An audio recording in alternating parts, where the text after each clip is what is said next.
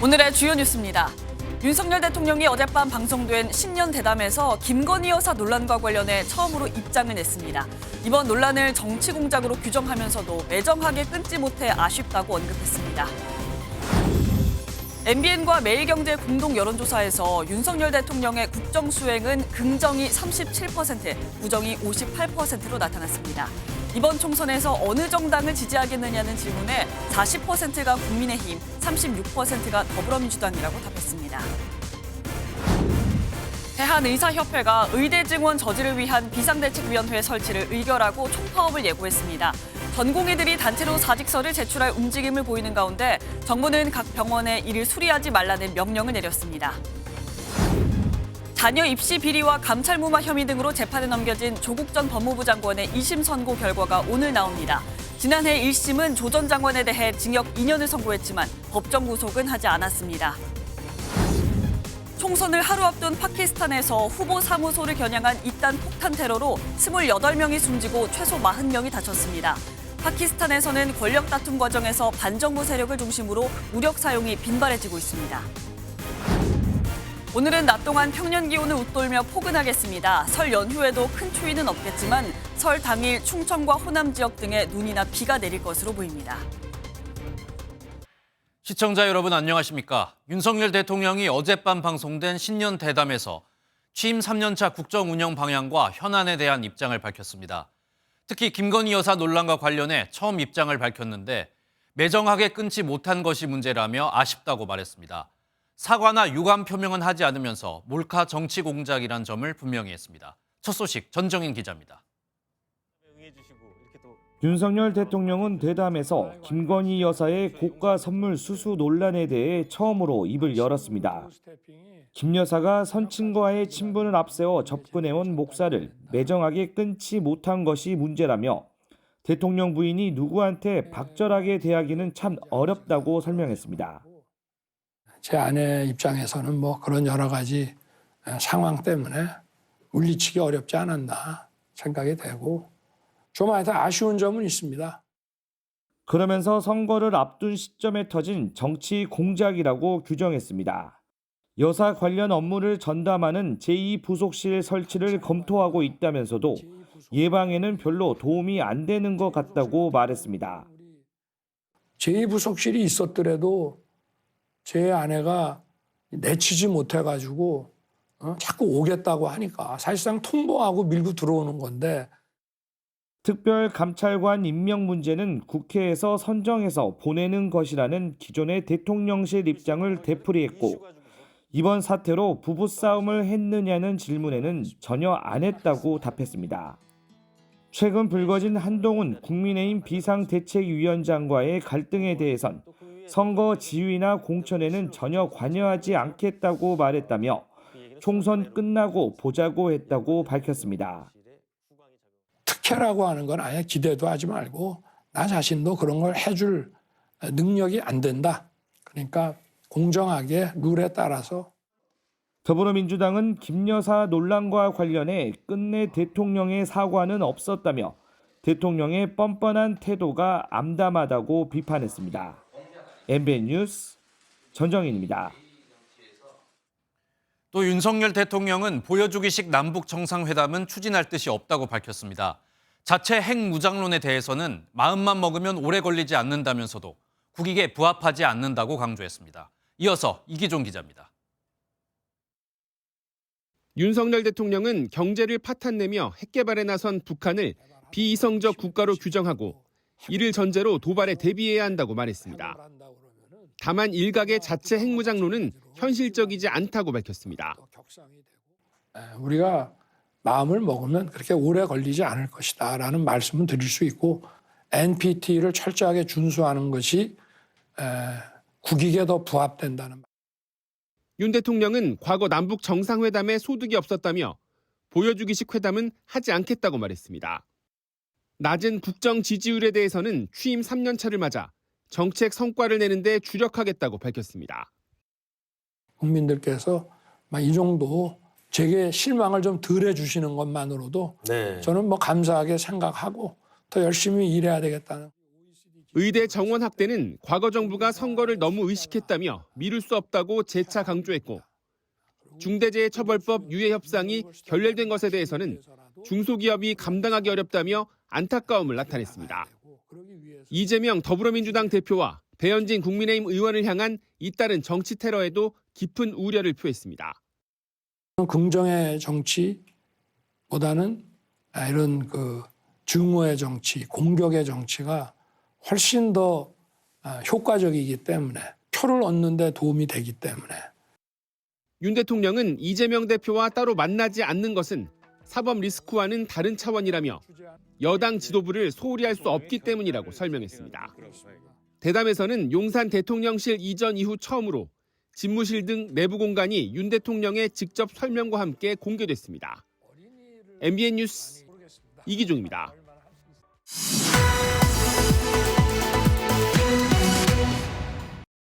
앞서 보신 윤 대통령의 신년 대담, 정치부 강재묵 기자와 정리해 보겠습니다. 어서 오십시오. 강 기자, 일단 가장 관심이 컸던 김건희 여사 논란과 관련해서는 처음 입장이 나온 거죠? 맞습니다. 이 앞서 리포트에서 보셨듯 정치 공작이라고 규정했습니다. 이 해당 논란은 지난해 11월 말 한 유튜브 채널에서부터 시작됐죠. 이 재미교포인 최재형 목사가 이 김건희 여사에게 고가의 선물을 전달하는 과정에서 이 손목시계에 달린 카메라로 이를 촬영한 영상이 공개된 내용이었습니다. 윤 대통령은 해당 영상이 총선을 앞둔 시점에 공개된 점, 또 시계에 장착된 이 몰래 카메라로 촬영한 것을 두고 공작의 근거라고 설명했는데요. 그간 침묵을 지켜왔던 대통령실이지만 이 총선이 계속해서 다가오는 만큼 또 이 설 연휴를 앞두고 입장을 밝혀야 한다 판단한 것으로 보입니다. 네, 그러면 정리를 해보면 결국 윤석열 대통령이 직접 사과나 유감 표명은 없었던 거네요. 맞습니다. 이 어제 대담에서 이 직접적인 사과나 유감 표현 등은 하지 않았습니다. 다만 이 같은 상황이 다시 발생하지 않게끔 하겠다는 의지는 표명했는데요. 직접 보시죠. 앞으로는 이런 일이 발생 안 하게 조금 더 분명하게 선을 그어서 이런 처신을 하는 게 중요하다는 말씀을 드리고 싶습니다. 이 사과나 유감 표명을 할 경우 야당의 거센 공세가 있을 것임을 의식한 것으로 해석됩니다. 이 제2부속실 부활과 같은 논의도 오갔지만 이 시스템의 문제보다는 이 처신의 문제라는 점을 강조했습니다. 네, 정치권 반응은 어떻습니까? 우선 이 민주당 권칠승 수석 대변인의 이 반응이 먼저 있었습니다. 이 방송이 채 끝나기도 전에 입장을 냈는데요. 오늘 윤석열 대통령은 이 진실한 사과를 요구했던 국민의 기대를 배신했다고 비판했습니다. 이 개혁신당 이기인 수석 대변인 역시 이 미진한 연극 한 편 잘 봤다며 이 비판을 이어갔는데요. 그 누구도 이 영부인이 호의를 거절하지 못해 생긴 일로 생각하지 않는다고 설명했습니다. 또 새로운 미래 김효은 선임 대변인 역시 이 대통령 가족의 해명을 위해 이 공영방송이 홍보대행사가 된 비극을 봤다는 입장을 밝혔습니다. 국민의힘 반응은 아직인데 역시 입장을 낼 것으로 보입니다. 앞서 한동훈 비대위원장도 국민 눈높이에서 생각할 문제다라고 입장을 보여온 만큼 어떤 평가를 할지도 관심이 쏠리고 있습니다. 네, 그리고 이번 대담을 통해서 대통령실 내부도 처음 공개됐다면서요? 맞습니다. 용산 대통령실 내부가 공개된 것은 이번이 처음입니다. 이 대담은 용산 시대를 연 집무실을 국민에게 소개한다는 취지의 미니 다큐멘터리 형식으로 구성됐습니다. 취임 첫 해 기자들과 도어 스태핑을 진행한 곳에서 대화를 하며 집무실로 향했는데요. 조 바이든 미국 대통령이 윤 대통령에게 선물한 명패나 또 윤 대통령의 부친 고 윤기중 연세대 명예교수가 사용한 책장 등이 눈길을 끌었습니다. 도어 스태핑이 중단된 것과 관련해서는 각 부처의 메시지가 제대로 전달이 안 됐다고 설명하며 추후 언론과 접할 기회를 만들 것이라고 설명했습니다. 네, 오늘 말씀 여기까지 듣겠습니다. 지금까지 정치부 강재묵 기자였습니다. 의대 정원 확대를 놓고 정부와 의사협회의 갈등이 격화하고 있습니다. 대한의사협회는 비상대책위원회를 꾸리고 사실상 파업 수순에 들어가는데 전공의들은 단체로 사직서를 제출할 움직임까지 보이고 있습니다. 이에 정부는 대학병원에 사직서를 수리하지 말라는 명령까지 내렸습니다. 길기범 기자입니다. 의대 정원 2,000명 증원에 반발하는 대한의사협회는 어제 저녁 긴급 임시대의원 총회를 열고 의대 증원 저지를 위한 비상대책위원회 구성을 의결했습니다. 비대위를 중심으로 총파업 등 집단 행동에 나설 전망인데 파업 날짜 등은 설 연휴 이후 구체화할 것으로 보입니다. 가장 강력한 비상대책위원회를 구성하고 회원 모두가 참여하는 강력한 투쟁으로 정부의 오만과 독선에 경종을 울려야 합니다.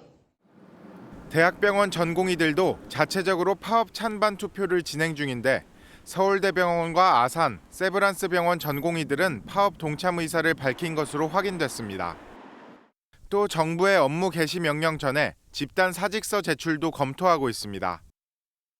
박단 전공의 협의회장은 SNS에 2,000명 증원은 지나치다며 할 수 있는 모든 대응 방안을 강구하겠다고 밝히기도 했습니다. 정부도 강력히 대응할 방침입니다. 보건복지부는 대학병원 등에 집단 사직서를 수리하지 말라는 명령을 내렸고 집단 행동을 주도하는 단체나 인사는 시도 경찰청에서 직접 수사하겠다고 경고했습니다. 또 매일 중앙사고수습본부 회의를 통해 의사들의 집단 행동에 대한 방안을 논의하며 강력하게 대응한다는 방침입니다. MBN 뉴스 길기범입니다. 의대 정원 증원 계획에 최상위권 수험생들이 의대에 몰리고 또 이제는 직장인들까지 뛰어들 분위기입니다. 학원가는 입시 설명회로 분주하고 학부모는 의대 진학에 유리한 지방 이주까지 고려하는 등 발등에 불이 떨어졌습니다. 안병수 기자가 취재했습니다. 2024학년도 정시 모집이 진행 중인데도 강남 재수 학원가에는 발빠른 수험생들이 보입니다. 수업을 듣기 위해 젠걸음을 재촉하는데 의대 정원 확대로 들뜬 직장인들도 적지 않은 분위기입니다. 직장 생활의 만족도보다는 본인이 다시 공부해서 이제 전문직으로 가는 게 낫지 않을까라고 고민하는 사람들이 꽤 있는 것 같아요. 의대생을 꿈꾸는 직장인들의 학습 영상과 대학가 커뮤니티를 뒤덮은 의대 관련 글은 정원 확대로 커진 입시에 대한 기대감을 반영합니다. 지난해 의학계열 신입생 중 만 25세 이상은 약 800명입니다. 5년 전에 4배인데 늦깎이 의대생들은 더욱 늘어날 거란 관측이 나옵니다. 실제로 어제 저녁 열린 한 의대 입시 설명회에는 참석자의 80% 이상이 N수생으로 집계됐습니다. 수도권 학부모는 자식의 의대 합격률을 높이기 위해 지방 이주를 고려하기도 합니다. 정부가 비수도권 의대에 적용되는 지역인재 전형 선발 비율을 현행 40%에서 60%까지 확대했지만 해당 지역에서 중학교를 졸업해야 지원 자격이 주어지기 때문입니다. 이런 의대 열풍이 모두에게 장밋빛 미래를 보장하지 않는다는 지적도 나옵니다.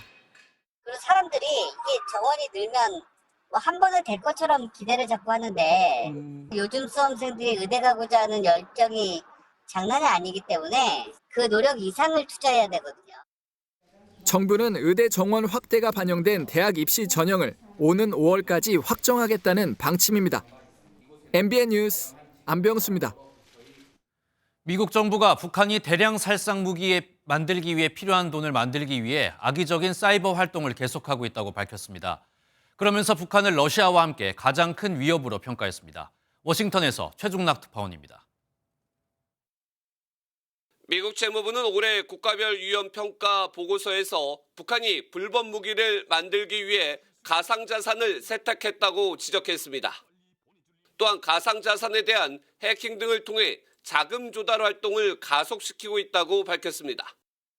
대량 살상 무기를 만들기 위한 이런 활동으로 미 재무부는 북한을 러시아와 함께 가장 높은 리스크가 있는 위협 행위자라고 평가했습니다. I think the nature of North Korea as a threat in the region could drastically change over the coming decade as a result of this cooperation, and that's something that we have to. 보고서에는 또 북한이 2015년부터 2019년까지 해킹 등을 통해 사이버 공간에서 20억 달러, 우리 돈 2조 6,500억 원 가량을 훔치려 시도했다는 유엔의 보고서 내용도 거론했습니다. 특히 백악관 사이버 부문 고위 당국자도 북한이 핵개발 자금 마련을 위해 가상화폐 해킹에 나서고 있어 대책 마련이 필요하다고 지적했습니다. 이런 가운데 줄리 터너 미 국무부 북한인권 특사는 북한인권조사위원회의 보고서 발간 10주년을 앞두고 북한의 인권 존중을 위한 개혁을 촉구했습니다. Today, 10 years later, I urge the international community to reflect on those recommendations and to consider what more can be done to carry them forward. 미 재무부는 국가별 위험 평가 분석을 토대로 올해 테러와 불법 금융 대응 전략을 조만간 공개할 예정입니다. 워싱턴에서 MBN 뉴스 최중락입니다. 총선을 하루 앞둔 파키스탄에서 선거 캠프를 표적으로 한 두 건의 폭탄 테러가 발생해 28명이 숨지고 최소 40명이 다쳤습니다. 파키스탄에선 방정부 세력의 테러가 잇따라 이번 선거를 앞두고 이미 2명의 후보가 총에 맞아 숨졌습니다. 이규옥 기자입니다. 건물에서 검은 연기가 뿜어져 나오고 오토바이는 불에 타 형체를 알아볼 수도 없습니다. 부상을 입은 사람들이 쉴 새 없이 쏟아져 나오고 구급차가 이들을 바삐 실어 나릅니다. 현지 시각 7일 총선을 하루 앞둔 파키스탄에서 한 정당 후보자의 선거 캠프 인근에 폭탄 테러가 발생해 10명이 숨지고 20명이 다쳤습니다. और अपनी इंतखाबी मुहिम को आगे चलाने के लिए और हमारे साथ सारे साथी उसी काम में शरीक थे और एक मोटरसाइकिल जो नुतर के सामने 앞서서는 차로 2시간 거리인 다른 무소속 후보자의 캠프 앞에서도 폭탄 테러가 발생해 18명이 숨지고 20여 명이 다쳤습니다. 극단주의 테러 조직 이슬람 국가 IS는 두 건의 테러 모두 자신들의 소행이라고 주장했습니다. 선거 당일인 오늘도 테러가 벌어질 수 있다는 불안감이 커지는 가운데 파키스탄 정부는 계획대로 선거를 치를 예정입니다. There will be 6,500 police officers who will be deployed for these duties on the election day, and that has started with the transportation of the electoral material from today. 파키스탄에서는 정권 다툼 과정에서 반정부 세력을 중심으로 무력 사용이 빈발하면서 이미 총선 후보자 2명이 총에 맞아 숨지기도 했습니다. MBN 뉴스 이규옥입니다. 오늘 하루 중요한 일정을 소개해드리는 굿모닝 오늘입니다. 어떤 일정이 있는지 함께 살펴보겠습니다. 오늘 여야가 나란히 귀성길 인사에 나섭니다. 국민의힘 한동훈 비상대책위원장 등 지도부는 서울역을 찾아 귀성길 시민들에게 이번 총선에서 윤석열 정부에 힘을 실어달라고 호소할 예정입니다. 더불어민주당 이재명 대표 등 야당 지도부는 용산역에서 유권자들을 만나 정권 심판론과 검사 독재 정권 청산론을 내세울 계획입니다. 자녀 입시 비리와 청와대 감찰무마 혐의 등으로 1심에서 징역 2년을 선고받은 조국 전 법무부 장관의 항소심 결과가 오늘 나옵니다. 검찰은 결심 공판에서 조 전 장관에게 징역 5년과 벌금 1,200만 원을 선고하고 추징금 600만 원을 명령해달라고 재판부에 요청했습니다. 재벌을 사칭하며 각종 사기 행각을 벌인 혐의로 재판에 넘겨진 전청조에 대한 1심 선고가 오늘 내려집니다. 전 펜싱 국가대표 남현희 씨의 연인으로 처음 알려진 전 씨는 27명으로부터 투자금 30억 원을 가로챈 혐의를 받고 있고 검찰은 징역 15년을 구형했습니다. 지금까지 굿모닝 오늘이었습니다. 자신이 받은 형량을 줄이기 위해 법원에 탄원서를 제출하는 경우가 있죠. 그런데 이 탄원서를 챗 GPT를 이용해 제출한 피의자가 덜미를 잡혔습니다. AI가 만든 어색한 문장이 검사의 눈에 걸렸습니다. 전민석 기자가 보도합니다. 필로폰 투약 혐의로 구치소에 수감된 김모 씨가 지난해 11월 법원에 제출한 탄원서입니다. 김 씨가 지자체를 위해 노력해왔다며 선처를 호소하는 내용입니다. 그런데 당내 불미스러운 일조차 정의라는 명목으로 홀로 싸웠다라는 어색한 문장이 눈에 띕니다. 이를 수상히 여긴 검사가 확인해보니 대화형 인공지능 서비스 챗 GPT로 만든 가짜 탄원서였습니다. 탄원서를 냈다는 체육회 팀장은 김 씨를 모르는 데다 탄원서도 쓴 적이 없었습니다. 찍혀있는 지장은 김 씨 본인 것이었습니다. 외부에서 작성을 해서 보내준 사람이 있습니다. 그분을 조사했더니 첫마디가 그거 제가 챗 GPT로 샘플을 만들어서 보내준 건데요 라고 이야기를 하더라고요. 몇 가지 키워드를 넣어서 챗 GPT를 이용해 탄원서를 작성해 보겠습니다.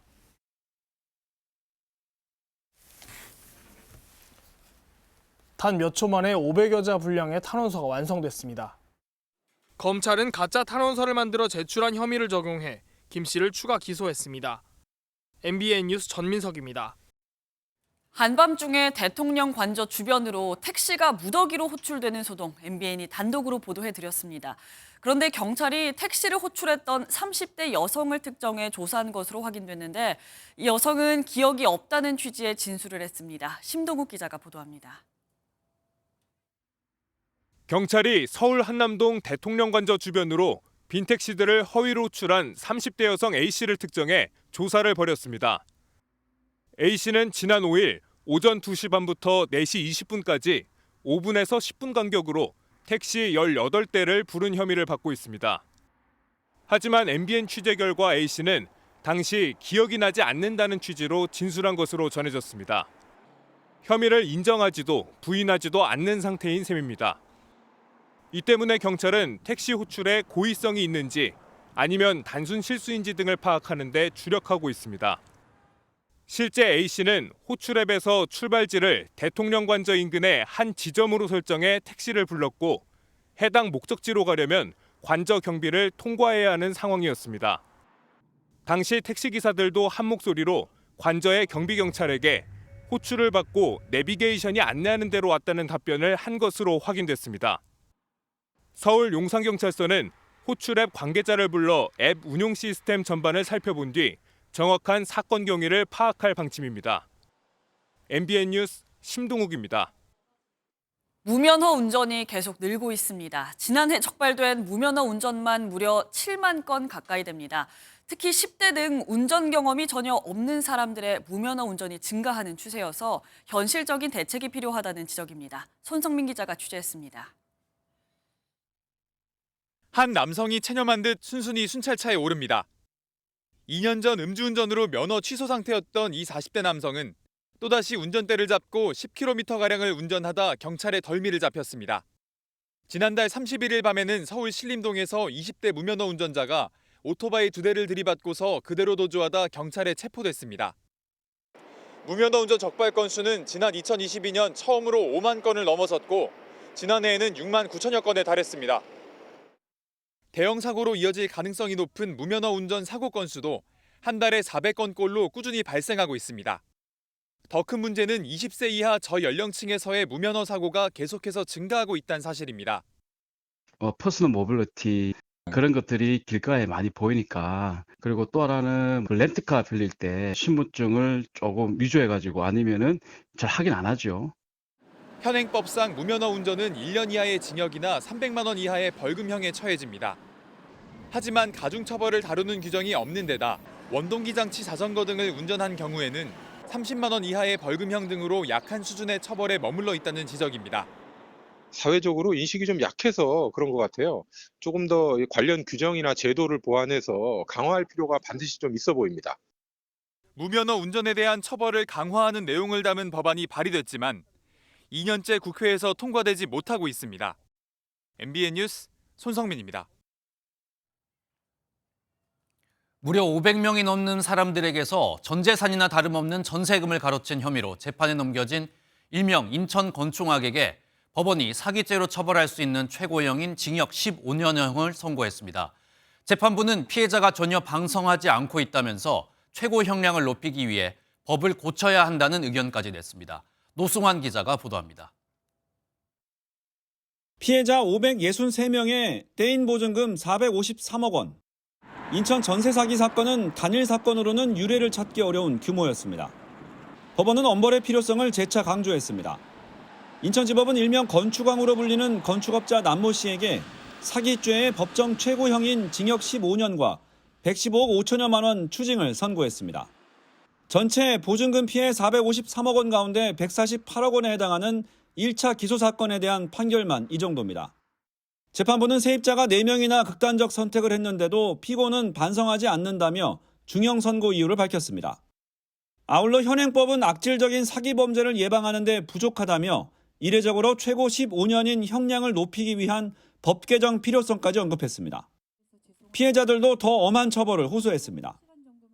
피해자들의 전 재산을 빼앗고 삶의 기본권인 주거권을 흔들어 놓은 이 가해자들에 대한 판결이 고작 15년입니다. 피고인 남 씨는 선고 직전 재판이 불공정하다며 재판부 기피 신청까지 냈지만 받아들여지지 않았습니다.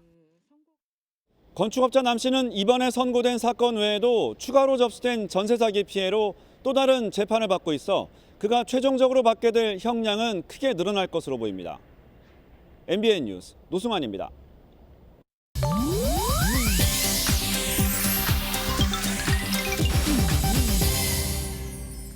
인터넷에서 화제가 되고 있는 소식들을 모아 전해드리는 인터넷 와글와글입니다.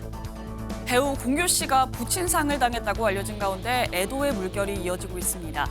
어제 소속사 측은 공유 씨의 부친 공원 씨가 지난 5일 별세했다고 전했는데요. 현재 공유 씨는 빈소를 지키며 조문객들을 맞이하고 있는 것으로 알려졌습니다. 본명 공지철인 공유 씨, 아버지의 성 공과 어머니의 성 유를 따서 예명을 지은 사실로 유명한데요.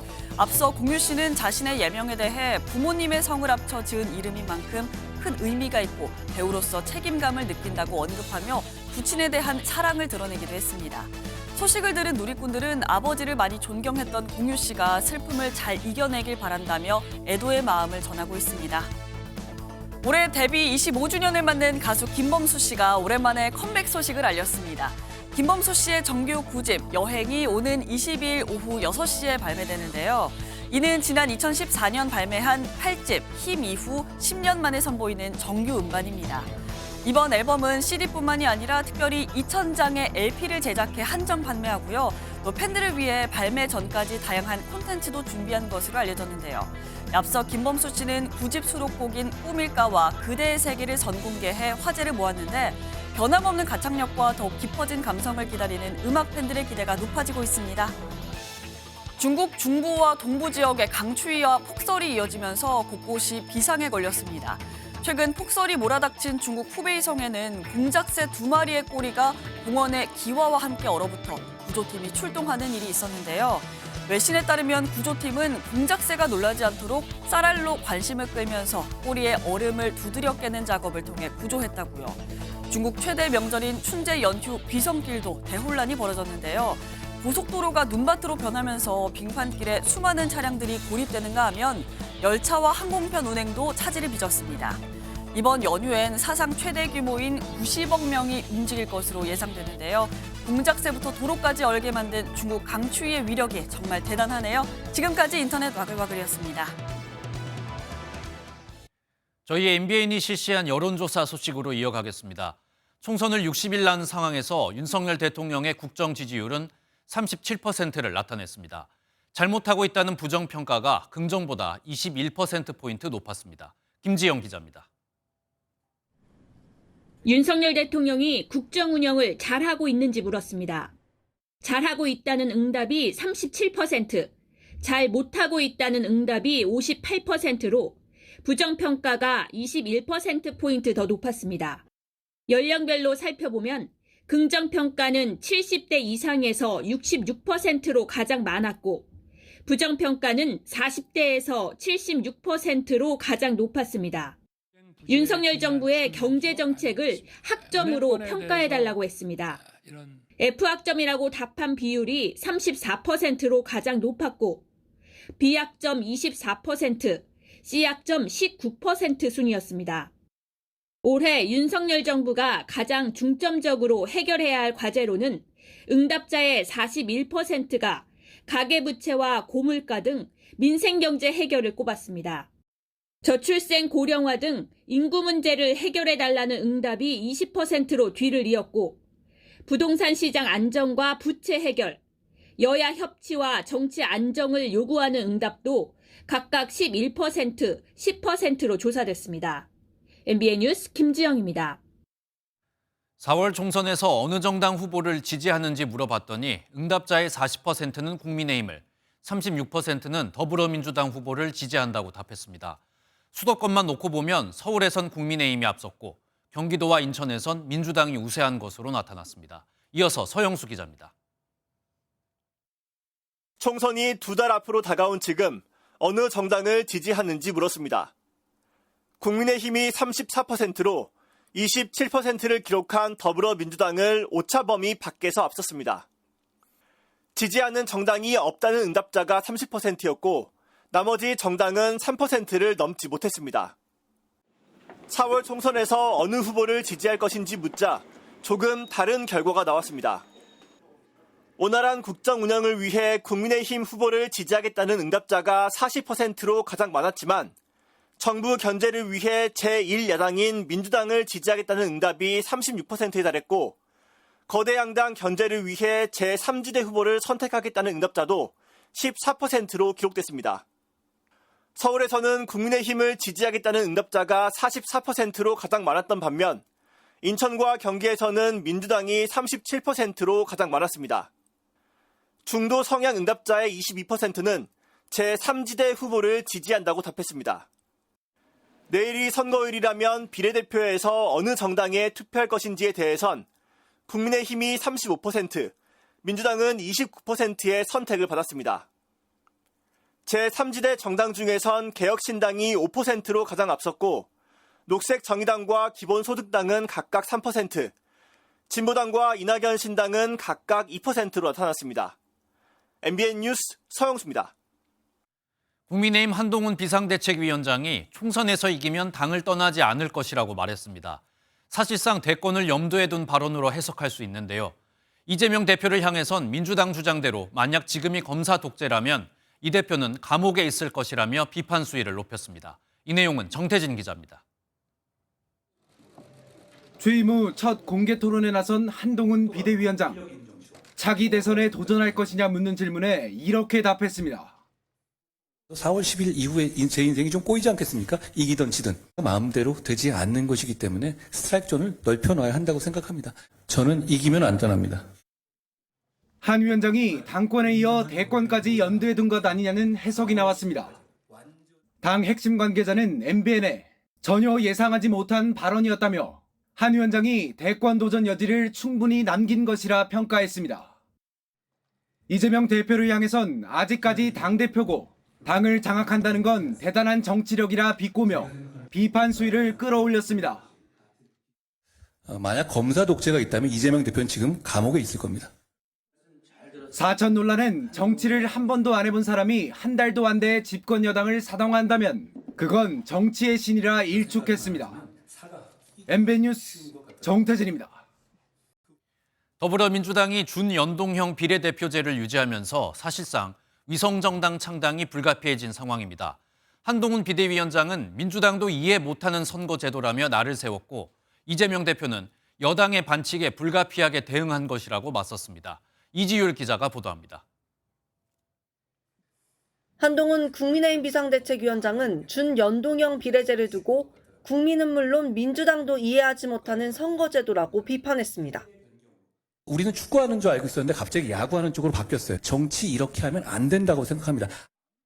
더불어민주당이 기존 병립형 비례제로 회귀할 것 같은 입장을 보이다가 준연동형 유지로 선회한 것을 지적한 겁니다. 민주당이 의총에서 준연동형 비례제를 만장일치로 의결한 데 대해선 100%라니 여기가 북한이냐고 꼬집었습니다. 대선 후보 시절 위성정당 금지를 약속했던 이재명 민주당 대표는 본질은 위성정당이 맞다며 재차 사과했습니다. 그러면서도 여당의 위성정당 창당에 맞대응하는 차원이라며 국민의힘에 책임을 돌렸습니다. 비례 의석을 100% 독식하겠다고 하지 않습니까? 여당의 이 반칙, 이 탈법에 대해서 불가피하게 대응할 수밖에 없다는 점. 이 대표는 준연동자의 취지를 살려 소수정당 또는 시민사회와 연합 위성정당을 출범하겠다고 강조했습니다. 하지만 여야 모두 자체 위성정당 출범 작업을 진행하면서 거대 양당의 꼼수 위성정당이 비례대표 의석을 싹쓸이했던 4년 전 상황이 되풀이될 거란 전망이 나옵니다. MBN 뉴스 이지율입니다. 국민의힘 영남 중진들의 험지 출마 요구가 잇따르고 있습니다. 모두 민주당 현역 의원이 버티고 있는 지역들로 지난 총선 민주당과의 득표차가 크지 않았던 곳입니다. 최돈희 기자입니다. 국민의힘이 연일 중진 험지 출마에 힘을 싣고 있습니다. 부산 5선 서병수 의원, 경남 3선 김태우 의원에 이어 경남 3선 조혜진 의원도 험지 출마를 요구했습니다. 치열한 승부의 장에 많은 이 실력 있는 분들, 중량감 있는 분들이 나가주시는 것이 우리 국민의 힘이 국민으로부터 선택을 받을. 모두 현역 의원이 민주당인 곳입니다. 공통점은 또 있습니다. 지난 총선에서 민주당과의 격차가 크지 않았던 곳입니다. 부산 북광석 앞 2%포인트, 경남 양산을 1.7%포인트, 모두 2%포인트 이내였습니다. 김해의 경우 갑과을 지역 격차는 각각 6%포인트, 8%포인트였지만 이전 총선보다 득표율 격차가 각각 10%포인트와 20%포인트 가까이 줄었습니다. 민주당과 격차가 1%포인트 안팎이었던 부산 사갑과 부산 나물이 차출 지역으로 2배 오르는 이유도 여기에 있습니다. 낙동강 벨트 사수 전략으로 중진 역할론을 띄우는 건데 이른바 낙하산 공천으로 민심을 흔들 수 있다는 우려도 있습니다. 어디를 간다든가 이렇게 말하는 것은 자기를 선택해주고 또 지지해주고 기대해주신 지역구 주민들에 대한 예의가 아니라고 생각합니다. 울산의 유일한 민주당 지역구임에도 중진 차출론이 꾸준히 제기되는 울산 북구도 지난 총선에서 1, 2간 격차가 5.4%포인트였습니다. MBN 뉴스 추던입니다. 이낙연 새로운미래 공동대표가 신당 창당 사흘 만에 광주를 처음 방문해 호남 민심 호소에 나섰습니다.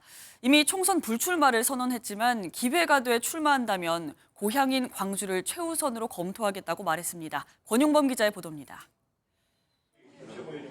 이낙연 새로운미래 공동대표는 그동안 신당 창당 과정에서 총선 불출마를 고수해왔습니다. 그런데 창당 이후 사흘 만에 광주를 처음 방문해 현장 책임위원회의를 열고 광주 출마 가능성을 시사했습니다. 정치인이 말을 함부로 바꾸는 것은 바람직하지 않습니다.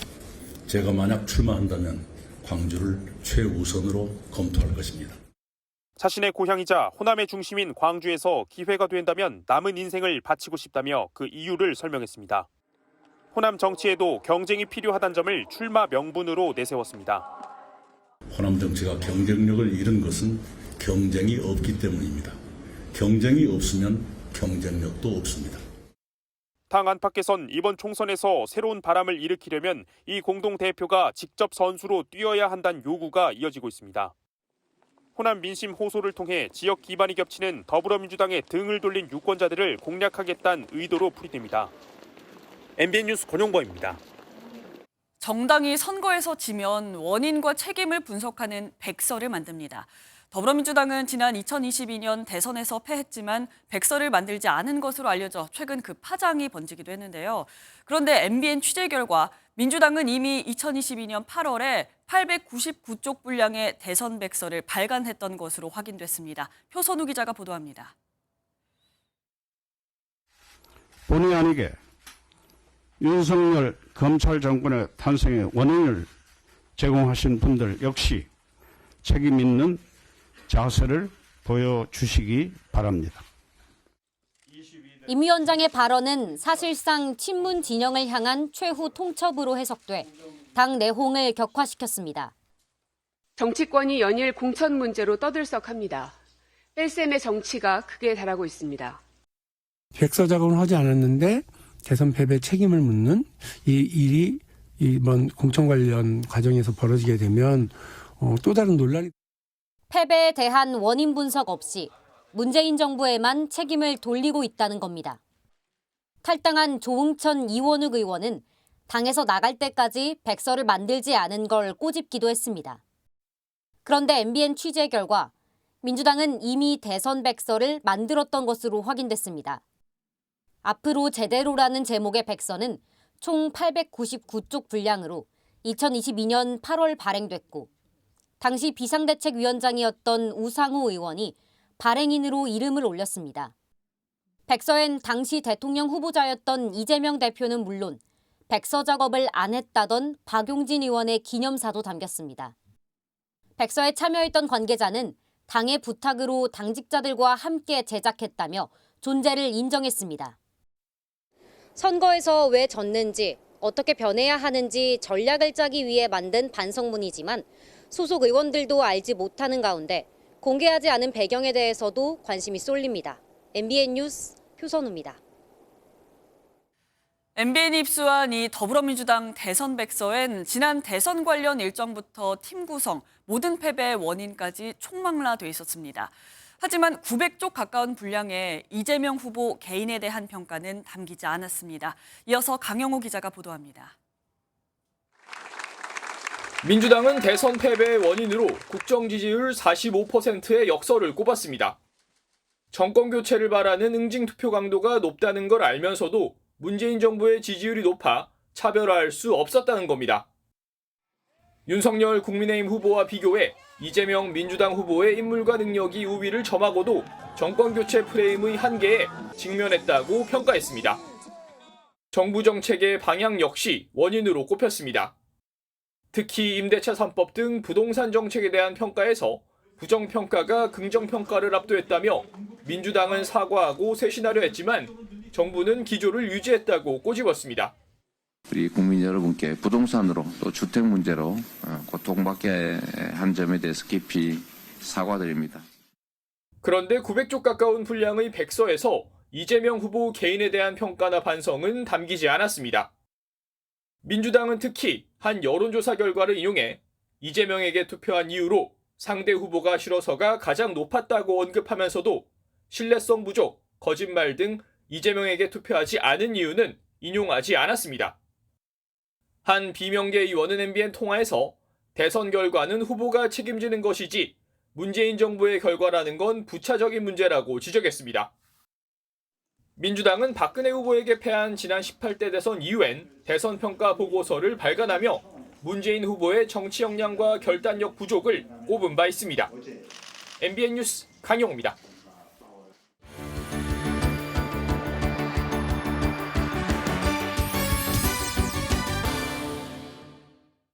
굿모닝 월드입니다. 숲속의 역사 깊은 리조트와 휴양지로 이름난 카리브해의 섬.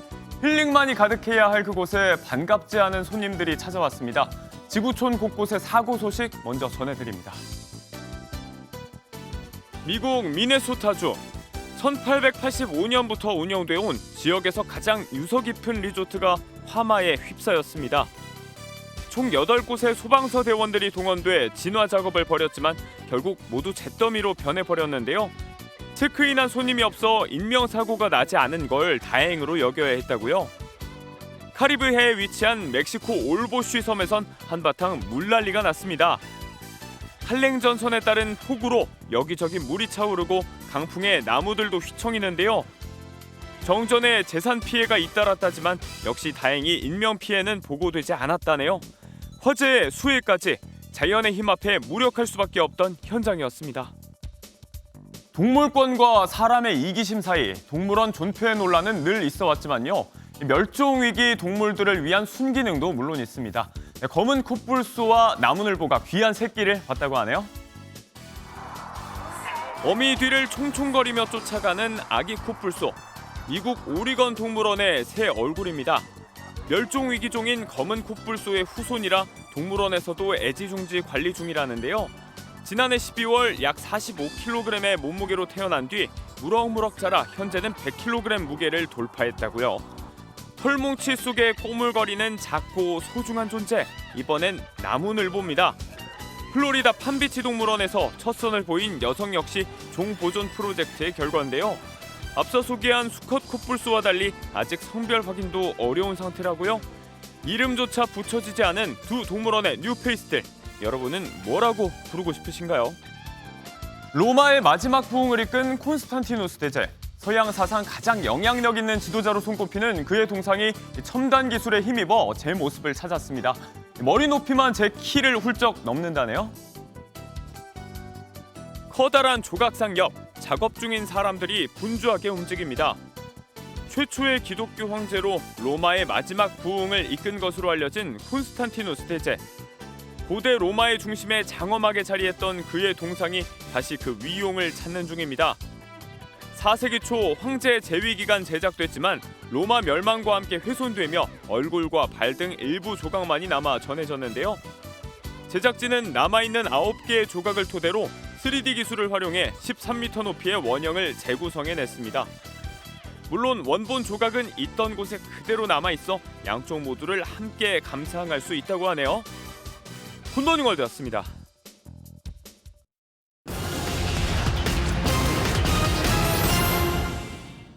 한국 산수와의 거장 박대성 화백의 해외 순회 기념전 소산 비경이 국내 팬들을 찾아왔습니다. 지난 2년간 로스앤젤레스 카운티 미술관 등 총 8곳의 해외 기관에서 한국 수묵화의 새 지평을 열었다는 평가를 받았는데요. 여든의 나이를 바라보는 박 화백은 정규 교육 없이 산수화에 입문해 끊임없는 수련과 연구로 전통적 필법과 소재, 현대적 색채와 구성을 융합했습니다. 갤러리 조은이 국내외 아트페어를 통해 인기를 끌고 있는 작가들의 단체전 마음의 조각을 개최합니다. 작가 마이코 코바야시의 신작부터 한지와 서예의 다양한 표현 방식을 독자적인 조형 언어로 발전시키는 성현화 작가, 단어나 형체의 구성을 통해 시각적인 율동감을 화폭에 옮기는 백윤조 작가의 작품까지 만나볼 수 있습니다. 국내 반려동물을 양육하는 인구 수가 1,500만 명을 돌파했죠. 영화 도그데이즈는 팍팍한 삶에서 반려견을 만나 온기를 찾고 서로가 서로에게 또 다른 가족이 되면서 어우러지는 이야기를 그리고 있습니다. 모두가 즐기기에 사랑스러운 작품, 명절에 가족들과 즐겨보시죠. 지금까지 굿모닝 문화 소식 전해드렸습니다. 오늘 아침은 어제보다 쌀쌀합니다. 현재 서울의 기온 영하 2.9도 보이고 있는데요. 그래도 평년 기온을 웃돌며 큰 추위는 아니고요. 한낮에는 6도까지 오르면서 어제보다 온화하게 느껴지겠습니다. 이번 설 연휴 기간에도 기온은 평년과 비슷하거나 높아서 추위로 인한 불편함은 없겠습니다. 다만 설 당일인 토요일에는 낮부터 저녁 사이 경기 남부와 충청, 호남 지역에 비나 눈이 조금 내리겠고요. 일요일에는 제주에만 눈비 예보가 들어 있습니다. 오늘은 전국 하늘 막다가 차차 구름의 양이 늘어나겠고요. 경기 남부와 충청 지역은 초미세먼지 농도 나쁨 수준까지 오르겠습니다. 또 오전까지 충청과 남부 내륙에는 가시거리 200m 미만의 짙은 안개가 끼는 곳이 있겠습니다. 출근길 교통안전에 주의하셔야겠습니다. 지역별 현재 기온 보겠습니다. 춘천 영하 6.6도, 대전 영하 4도, 광주와 대구는 영하 2.5도로 어제보다 2도에서 4도 정도 낮게 출발하고 있습니다. 낮 기온은 서울과 대전 6도, 광주 8도, 부산은 11도까지 오르면서 어제보다 1도에서 3도 정도 높겠습니다. 다음 주에는 서울의 낮 기온이 10도 안팎까지 오르며 한층 더 포근해지겠습니다. 날씨였습니다.